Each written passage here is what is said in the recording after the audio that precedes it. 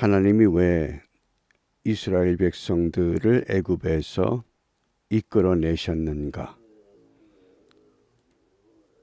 이스라엘을 선택한 이유와 더불어서 우리가 이번 주일 추수감사주일로 지키면서 하나님은 왜 나 같은 사람을 구원하셨는가? 하나님이 왜 나를 선택하셨는가?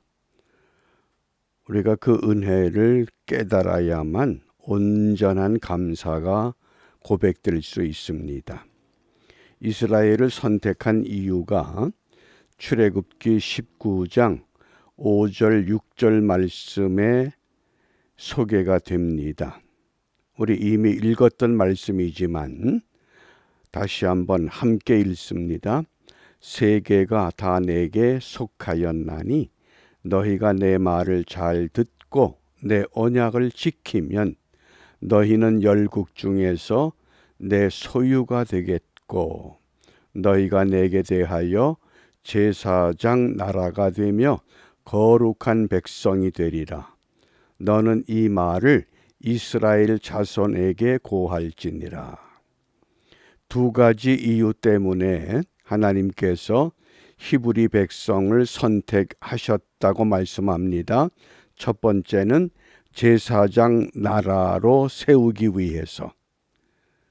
제사장 나라는 세계 모든 나라들을 하나님께로 이끌어가는 나라로 그 역할을 감당해야 합니다. 세계를 주도하는 나라가 아니라 모든 나라를 하나님께로 인도할 수 있는 나라.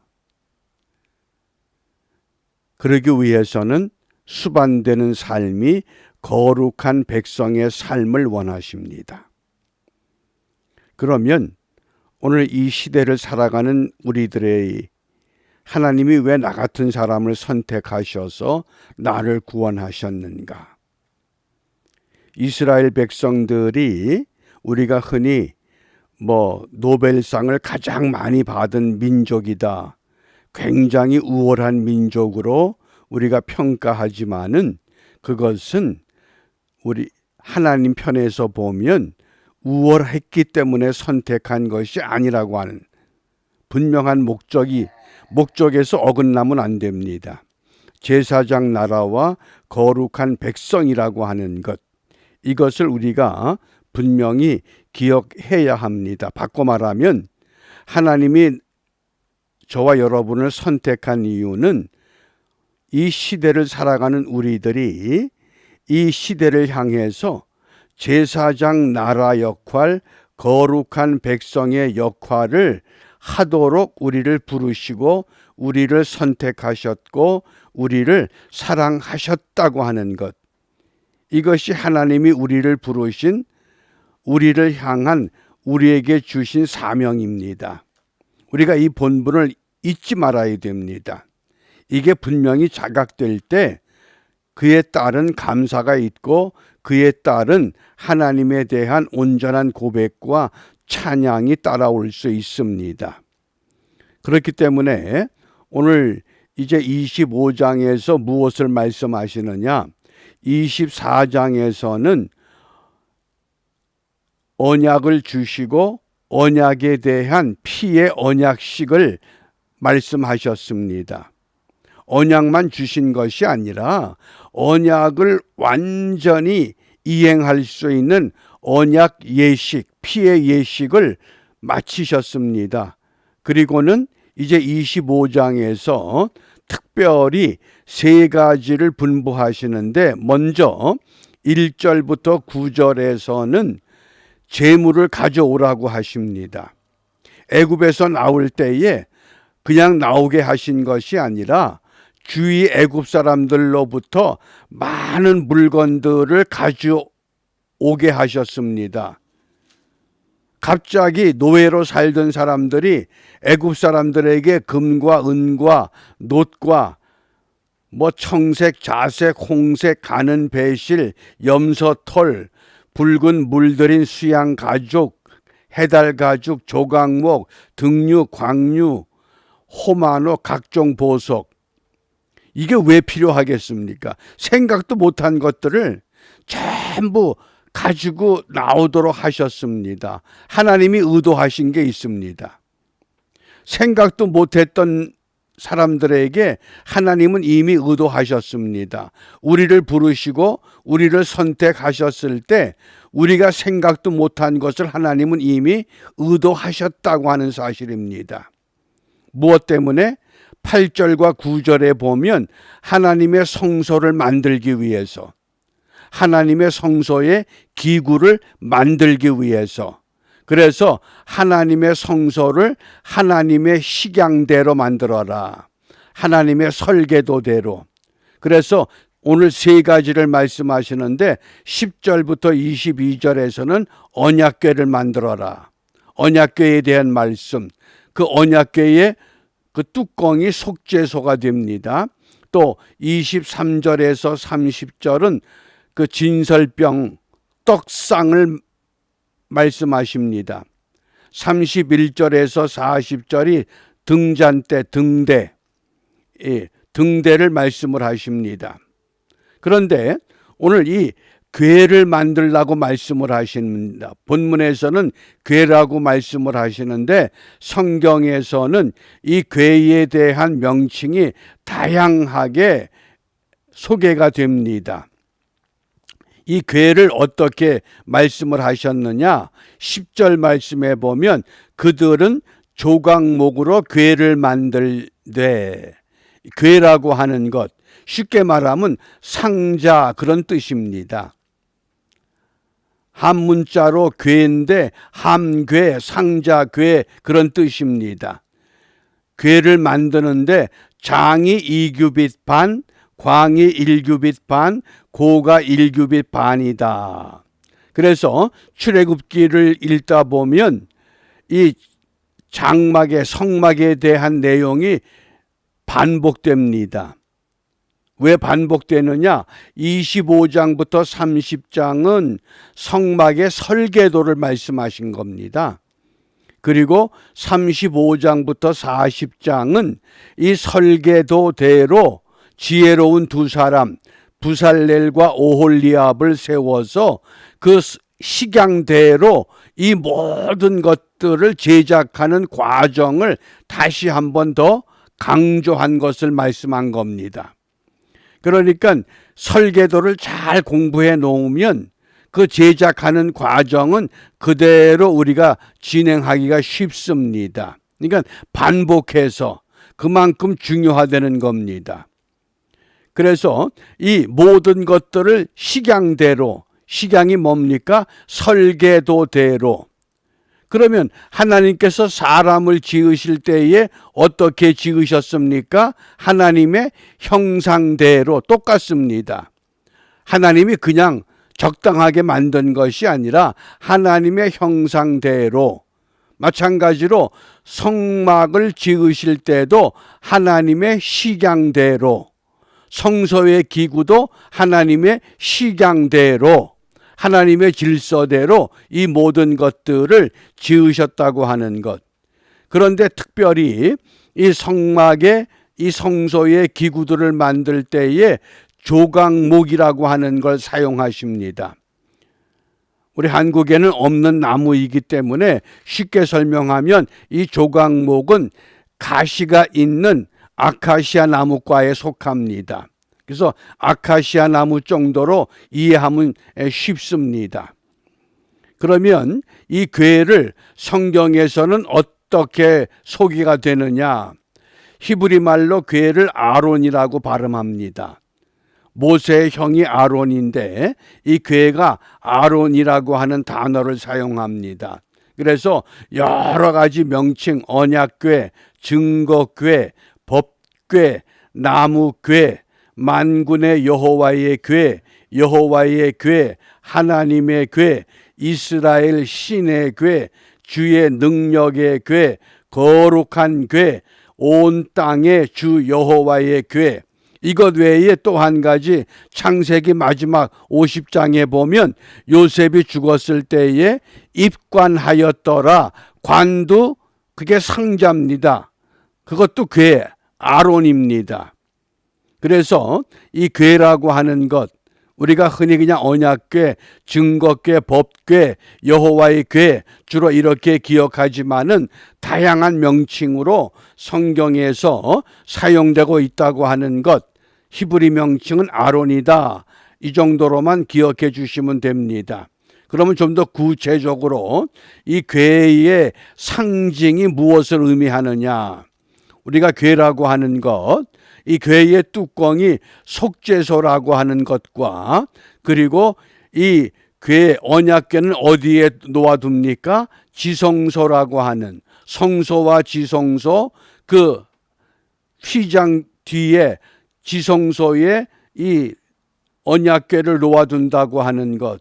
그래서 이 증거궤의 속죄소는 예수 그리스도를 상징한다고 하는, 그래서 이것을 조각목으로 만드는데, 이 조각목으로 만들 때에 정금으로 그 안과 밖을 완전히 싼다고 그랬습니다.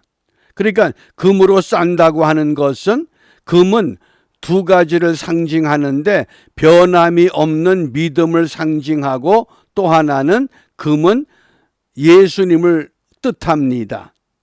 그래서 이 조각목이라고 하는 것은, 우리가 솔로몬이 성전을 지을 때는 백향목으로 성전을 지었지만은 이 조각목은 광야에서 그렇게 귀한 제목이 아닙니다. 땔감으로 쓰는 나무입니다. 그러니까 땔감으로 쓸 수밖에 없는 나무지만은 하나님이 귀하게 쓰셨다고 하는 겁니다. 어떻게? 금으로 입혀서.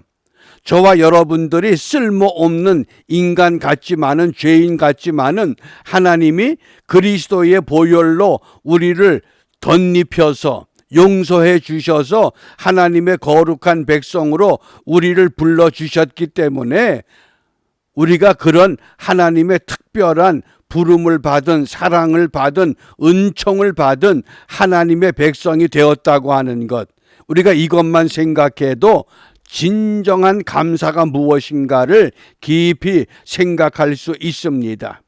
그것이 조각목이라고 하는, 그래서 이 증거궤가, 이 속죄소가 예수 그리스도를 상징한다고 하는 것, 이 의미를 기억하시면 되겠습니다. 그리고 이 규빗이라고 하는 것, 어른의 팔꿈치서부터 장지, 가운데 손가락까지의 길이, 그래서 보통 45에서 50cm 정도다, 이렇게 기억해 두시면 되겠습니다.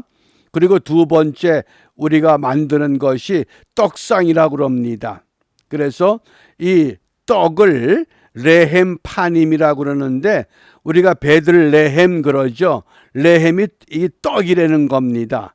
베들은 벳, 그래서 집이죠. 그래서 베들레헴 그럼 뭡니까? 떡집입니다. 그래서 레헴 파님 그러면 이게 면전의 떡이다. 왜? 하나님의 면전의 떡이다, 얼굴의 떡이다, 그런 뜻입니다. 12개의 떡이라고 하는 것은 12지파를 상징하죠. 그래서 이 떡상이라고 하는 이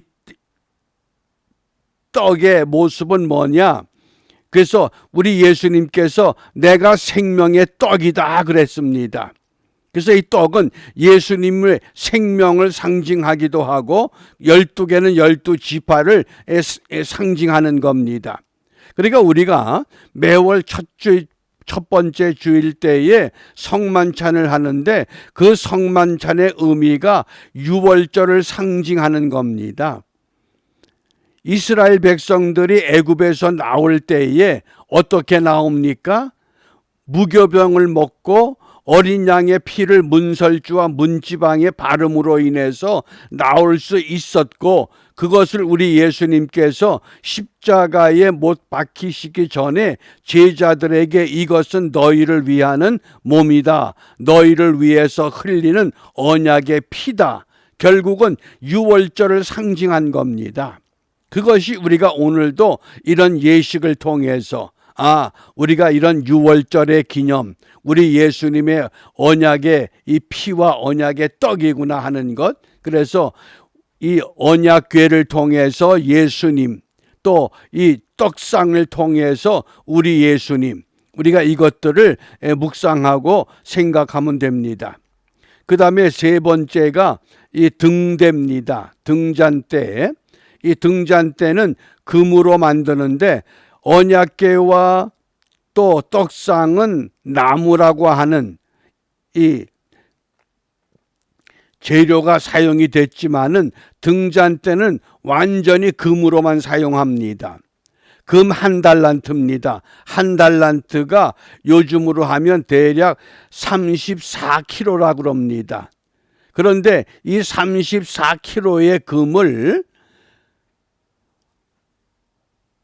완전히 이 금덩어리 하나 가지고 이렇게 정교하게 이 붙여서 만든 것이 아니라 이 금을 이렇게 정교하게 만들어내는 겁니다. 그래서 일곱이라고 하는 것, 요한계시록에 보면 일곱이라고 하는 것은 일곱 영이요, 일곱이라고 하는 것은 일곱 지혜요, 일곱 계시의 상징입니다. 그래서 우리가 일곱 촛대가 뭡니까? 요한계시록의 일곱 교회입니다. 그래서 교회가 그 시대적인 사명을 가져야 되는데 그 오늘의 교회가 과연 시대적인 사명을 바르게 감당하고 있는가 하는 것을 우리가 좀 깊이 생각해 볼 필요가 있습니다. 오늘 이 시대에 교회가 교회다운가, 교회답지 못하기 때문에 결국은 오늘 이 세상이 어지럽다고 하는 것을 우리가 탄식하는 그런 탄식의 소리를 들을 수밖에 없습니다. 그래서 이 등잔대의 이 빛이라고 하는 것, 이 성막이라고 하는 것은 빛이 들어오질 않습니다. 창이 없기 때문에. 그래서 24시간 내내 불을 켜야만 합니다. 그 불을 제사장이 관리를 해야 됩니다. 그렇기 때문에 요한복음 1장 9절과 8장 12절에 보면 우리 예수님이 빛이시다, 내가 참 빛이라 그랬습니다. 그러니까 이 등잔대도 곧 예수님을 상징한 겁니다. 그러면서 그 예수님께서 너희는 세상의 빛이라고 말씀하셨습니다. 너희가 세상의 빛이다. 그럼 과연 우리가 오늘 이 시대에 우리를 부르셨는데 어떻게 부르셨습니까? 너희는 세상의 빛으로 부르셨는데 우리가 과연 세상의 빛된 삶을 살아가고 있었는가? 우리가 빛된 삶을 살지 못해서 교회가 교회답지 못했고 이 세상을 어둠 가운데 그대로 묻히도록 우리가 묻혀버린 그런 삶을 살았다고 하면 우리가 분명히 이것 회개해야만 합니다. 그것이 회복되지 못하면 또다시 우리는 우리 주님을 십자가에 못 박는 일을 되풀이하는 수밖에 없습니다. 그래서 이 아침 시간에 우리 언약궤와 또 이 떡상과 등잔대를 통해서 주님이 우리에게 무엇을 말씀하시는가? 전부 이 성막의 이 기구들, 이것들이 하나님의 식양대로, 하나님의 설계도대로, 왜 설계도대로 했느냐? 거기에 감추어진 하나님의 계시가 있고 하나님의 예언이 있습니다. 어떤 예언이었습니까? 우리가 언약궤에서 나타난 속죄소 그리스도의 보혈의 피로 우리가 용서를 받고 또 떡상을 통해서 생명의 떡을 우리가 받아야만 하고 등잔대를 통해서 세상의 빛이 되어야 합니다. 그러면 이러한 역할을 위해서 우리를 부르신 겁니다. 하나님이 하나님의 백성들을 430년 동안 자기 힘으로 일어서지 못하는 그들을 하나님이 불러내셔서 계명을 주셨고 계명의 언약식을 마쳤고 이제는 너희들이 이 언약식만 가지고 안 된다. 이런 삶을 살아야 된다. 직접 보여주시고 훈련시키기 위해서 성소를 짓게 하시고 성막의 기구들을 통해서 훈련하십니다. 오늘도 이 교회를 통해서 하나님의 백성들을 훈련케 하신 겁니다. 그런데 우리가 어느 정도 훈련을 하느냐, 훈련을 잘 받느냐, 훈련을 잘 시키느냐, 우리가 훈련 잘 받지 못하면 우린 또 실패할 수밖에 없습니다. 이런 어려운 현실 속에서 오늘 주님께서 우리에게 무엇을 기도하라고 하시느냐? 디모데후서 2장 15절입니다. 너는 진리의 말씀을 옳게 분별해라. 진리의 말씀을 옳게 분별해서 부끄러울 것이 없는 일꾼으로 인정된 자, 부끄러울 것이 없는 일꾼으로 인정된 자로 자신을 하나님 앞에 드리기를 힘쓰라. 그래서 오늘 기도 제목이 진리의 말씀으로 바르게 무장하자. 우리가 추수감사주일 예배를 준비하면서 과연 우리 한 사람 한 사람이 정말 나는 하나님의 말씀으로 바르게 무장하고 있는가? 그러기 위해서는 우리가 말씀을 그냥 듣는 그런 생활이 아니라 이 말씀을 묵상하는 훈련. 묵상이 뭐라고 그랬습니까?